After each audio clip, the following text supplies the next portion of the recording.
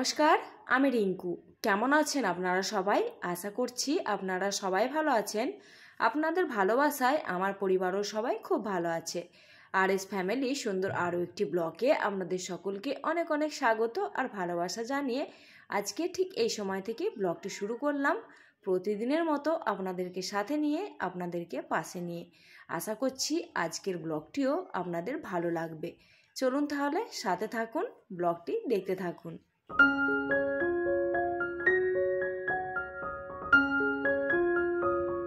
এখন ঘড়িতে সময় হচ্ছে ঠিক 9টা। আর এখনই একটুখানি চা খেয়ে নিয়ে একদম সোজা চলে আসলাম কিচেনে। সকালবেলা সবার প্রথমে আশিবাসি কাজগুলো কমপ্লিট করে নিয়েছি। কাপড় জামাগুলো ধুয়ে মেলে দিয়ে স্নানটা সেরে নিয়েছি। তারপরে পুজোটা দিয়ে এই তো চাটা খেয়ে লেগে পড়েছি রান্নাবান্নার কাজে। হাজব্যান্ড যেহেতু যাবে ডিউটি, আর হাজব্যান্ড কিন্তু খাবার নিয়ে যাবে।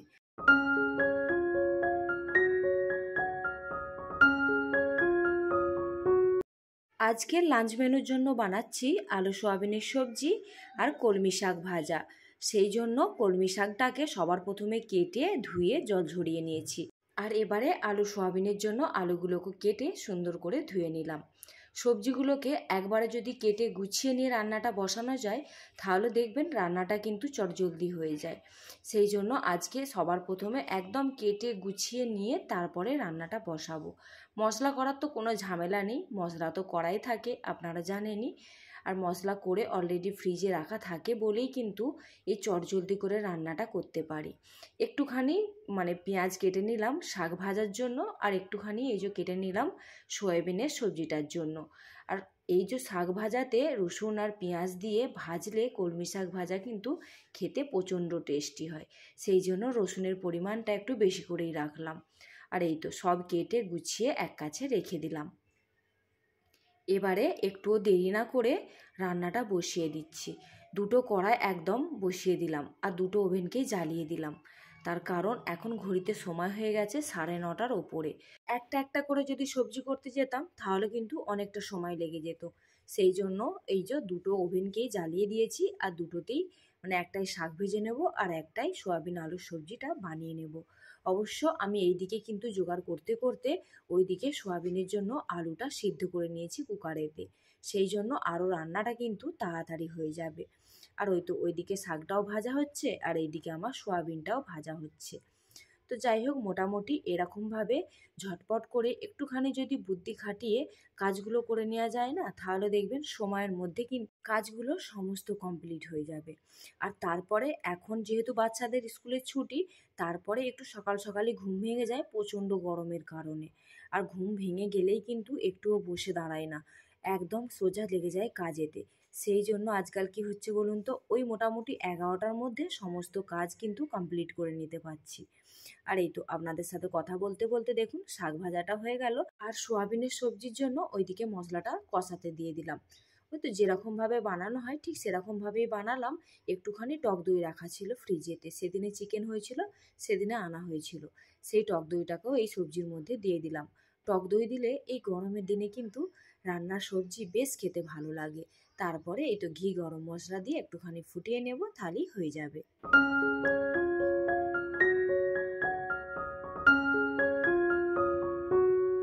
এরই মধ্যে অনেকটা সময় পার হয়ে গেছে। হাজব্যান্ড কিন্তু ডিউটি বেরিয়ে গেছে নাস্তা করে আর লাঞ্চ নিয়ে। তারপরেতে দেখলাম মাছ এসেছে। অবশ্য হাজব্যান্ডই আমাকে ফোন করে বলল যে মাছ যাচ্ছে, দেখে নিও কি মাছ আছে। তো আমিও সেই ফাঁকে দাঁড়িয়েই ছিলাম। তারপরে মাছ আসতে মাছটা নিয়ে সুন্দর করে বেছে একদম গুছিয়ে নিলাম। আজকে যদিও রান্না করব না, তবে সুন্দর করে বেছে গুছিয়ে আর নুন হলুদ মাখিয়ে ফ্রিজে রেখে দেব। পরের দিনে যখন রান্না করব তখন আর ঝামেলা হবে না।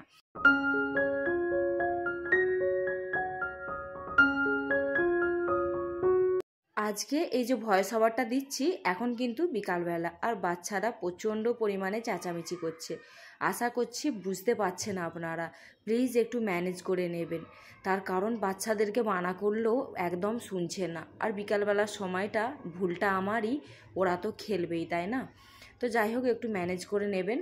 আর তারপরেতে এই তো মোটামুটি কাজগুলো একটু গুছিয়ে নিচ্ছি। আর এই যে এখন মোটামুটি গ্যাসটাকে আগে সাফ করে নিলাম, দিয়ে এবার কিচেন স্ল্যাবটাকে সুন্দর করে একদম সাবান দিয়ে ঘষে মেজে পরিষ্কার করে নেব। প্রতিদিন কাজের পরে রান্নার পরে যদি এরকমভাবে একটুখানি করে ক্লিনিংটা আমরা করে নিই, তাহলে কিন্তু বেশ মোটামুটি 1 মাসের মতো নিশ্চিন্তে থাকা যায় ডিপ ক্লিনিংয়ের হাত থেকে। তো যাই হোক, এইভাবে সুন্দর করে কিন্তু আমি কাজগুলোকে গুছিয়ে বাগিয়ে করতে ভালোবাসি। আর এই সংসারটা অনেকটা ভালোবেসে এত সুন্দর করে গড়ে তুলেছি। আগে যখন আমি প্রথমে দিল্লি এসেছিলাম, তখন সত্যি কথা বলতে আমার কাছে একটা মানে ওই তক্তা ছাড়া কিছু ছিল না। আর দেখুন ধীরে ধীরে করে ভগবানের ইচ্ছায়, ভগবানের আশীর্বাদে নিজে একটুখানি মাটি কিনেছি। তারপরে সেখান দিয়ে একটুখানি করে ইট গেঁথে একটু বাড়ি করেছি, মাথার ওপরে ছাদ করেছি। ধীরে ধীরে ধীরে ধীরে করে একটা একটা জিনিসকে এইভাবে গড়ে তুলেছি। আর এখন আমার সংসার একদম সোনার সংসার। আমার কাছে কিন্তু আমার এই বাড়িটা স্বর্গের চেয়েও অনেক সুন্দর, অনেক দামি। তার কারণ এই বাড়িতে যে একটা একটা জিনিস আমরা যে কিভাবে গড়ে তুলেছি সেটা ভগবানই জানেন। তারপরেতে এই সংসারটাকে কিন্তু সত্যি কথা বলতে প্রচণ্ড ভালোবাসি। সেই জন্য এই সংসার ছেড়ে সত্যি কথা বলতে কোথাও যেতে ইচ্ছা করে না, কোথাও গেলে মন টেকে না। এখন আর কোথাও যেতে ভালো লাগে না এই বাড়িটা ছেড়ে। এই বাড়িটা কিন্তু গড়ে তোলার পেছনে একটা বড় ইতিহাস আছে। তো যাই হোক, মোটামুটি আপনাদের সাথে কিন্তু আজকে অনেকটাই উল্টোপাল্টা বকবক করে ফেললাম। জানি না কি বললাম, তবে আমি জানি আপনারা খারাপভাবে নেবেন না। তার কারণ আপনাদের সাথে এই সমস্ত কথাগুলো একটু আধটু মন খুলে যদি বলে নিতে পারি, মনটা অনেকটা হালকা হয়ে যায়।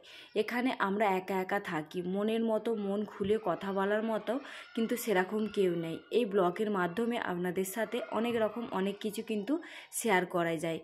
তো যাই হোক, এইখানেতে আপনাদের সাথে কথা বলতে বলতে অনেকটা কাজ কিন্তু সুন্দরভাবে গুছিয়ে নিলাম।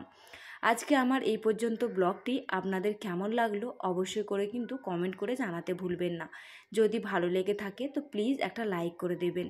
আর যদি আমার কোনো নতুন বন্ধু আজকে এই পর্যন্ত ব্লগটি দেখে থাকেন, আপনাদের যদি কোথাও একটু ভালো লেগে থাকে তো প্লিজ একটা লাইক দিয়ে চ্যানেলটিকে সাবস্ক্রাইব করে আমাকে এই ইউটিউব পরিবারে একটুখানি জায়গা করে নিতে সাহায্য করবেন।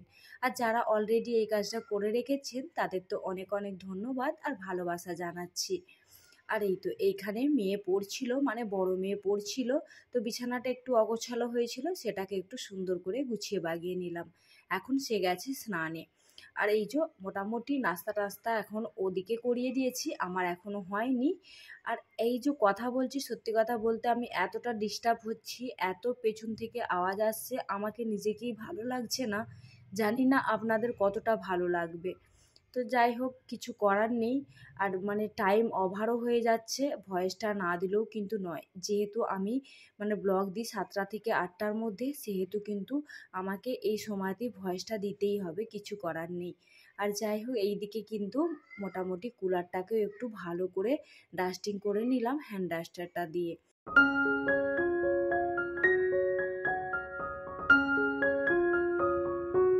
এই রুমটাতে কিন্তু সেরকম একটা ধুলো পড়ে না, যেহেতু একটু ভিতরের দিকে, সেই জন্য বাস মোটামুটি একটুখানি করে হালকা হাত দিয়ে ঝেড়ে পুছে নিলেই কিন্তু বেশ পরিষ্কার হয়ে যায়।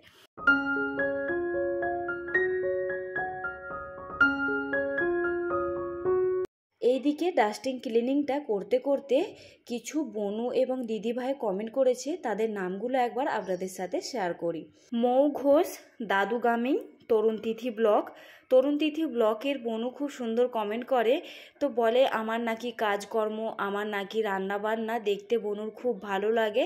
তো বনু, তোমাকে অনেক অনেক ধন্যবাদ। আবার কমেন্ট করে লিখেছে, আমি তোমার পরিবারের নতুন সদস্য হলাম, তোমার প্রত্যেকটা ব্লগ কিন্তু আমি দেখি। তার জন্য অনেক অনেক অনেক ধন্যবাদ বনু তোমাকে। আর গল্পের ঝুলি থেকে বনু কমেন্ট করেছিল যে আমি আর্টিফিশিয়াল ছোট ছোট শোপিস ট্রিগুলো নিয়েছিলাম, সেগুলোর একটুখানি লিঙ্ক দিতে। তো অবশ্যই আমি পিনকোডটা দেবো বলেছিলাম, তো এখন পিনকোডটা এই যে এখানে শো হচ্ছে স্ক্রিনে, অবশ্যই করে তুমি কিন্তু দেখে নিতে পারো। আর এই যে আপনারা এত সুন্দর সুন্দর কমেন্ট করেন, তার জন্য অনেক অনেক অনেক ধন্যবাদ।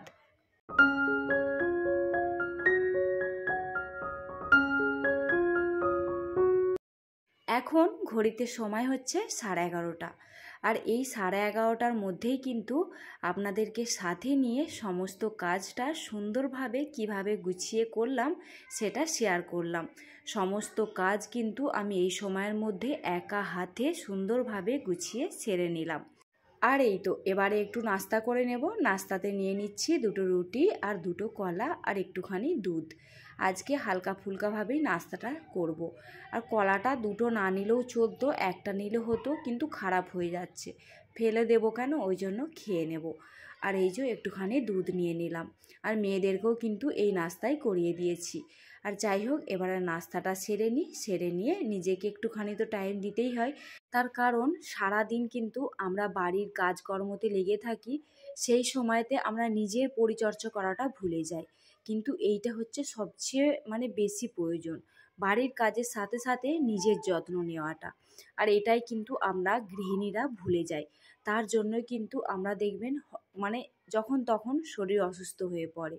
আর এই জিনিসগুলো কিন্তু একটুখানি যদি মেনটেন করে চলা যায়, তাহলে সব কিছু একদম ফিট অ্যান্ড ফাইন থাকে। আর এই তো নাস্তাটা করে নিয়ে এবারে একটুখানি নিজের পরিচর্যা করে নিই।